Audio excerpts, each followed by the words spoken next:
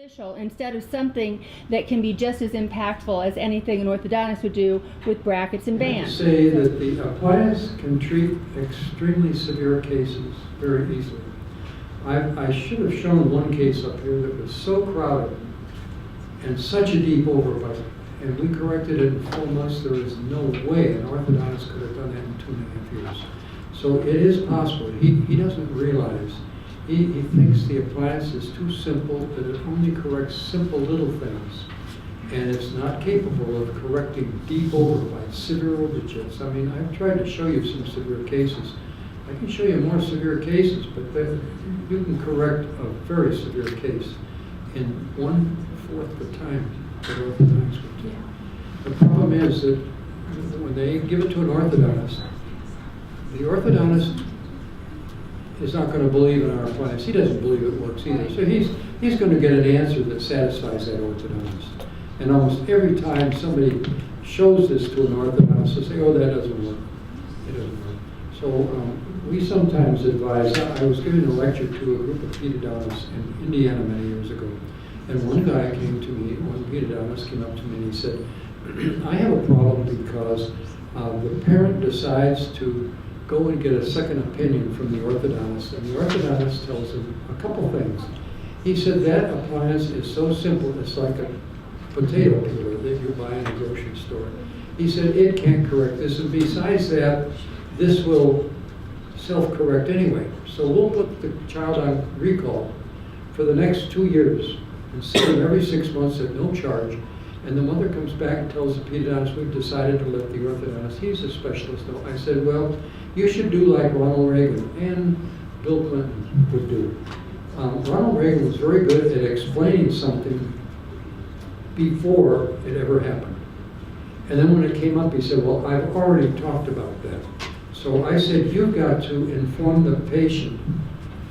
You've got to be as informed or more informed than that orthodontist. And you've got to tell that patient that there are 5 articles in the English language that show that that kind of a malocclusion does not self-correct.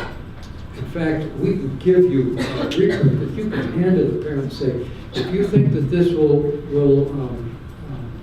correct itself, here's an article that shows you that it won't.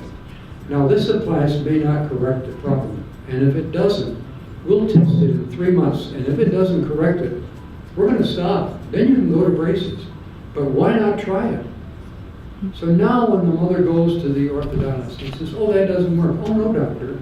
You have 5 articles in the English language that tell you that it does not self-correct. Here's one. Maybe you'd like to read it and be familiar with your own language. It came in out of one of your journals.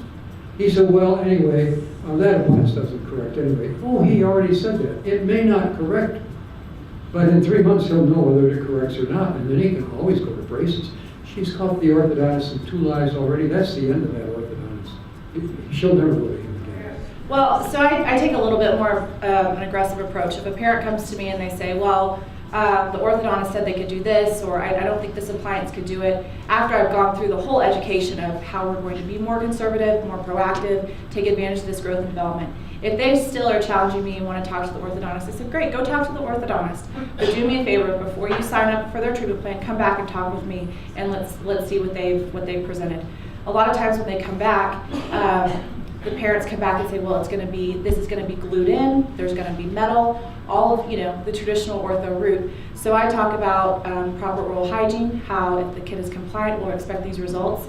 And then I say, what's the harm? Just start now. If your child is compliant and you don't see improvements, you're not happy, I'll give you your money back and then you go to the orthodontist. All we could do now is just help it a little bit. But if you wait and do the orthodontist plan and continue to wait and be in their active recare, by the time you're figuring out that that's not working the way you want it to with the orthodontist, it's going to be too late for me to help you. So why don't you go with me first? And when the compliance has been there, I can't tell you how many moms pull me aside and they say, thank you so much for telling me that.